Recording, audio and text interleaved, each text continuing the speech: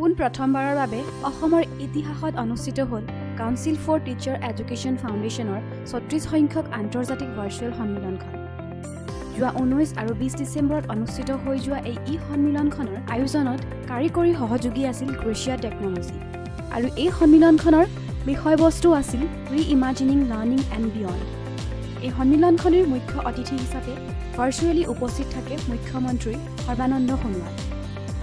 Ctef-ৰ এই ভাৰ্চুৱেল সন্মিলনখনিত বিভিন্ন দেশৰ বিশিষ্ট শিক্ষাবিদ যেনে ফিলিপাইনছৰ পৰা মাৰ্গাৰিটা বেলেষ্টাৰ্ছ, নাগপুৰৰ পৰা মুকুল খনিতকৰ, শশীকলা ৱানজাৰীকে ধৰি ২৪ গৰাকী নিমন্ত্ৰিত অতিথিয়ে নিজৰ বহুমূলীয়া বক্তব্য আগবঢ়ায়।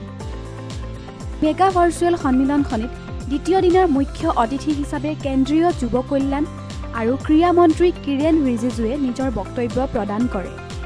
News desk report Brahmaputra live.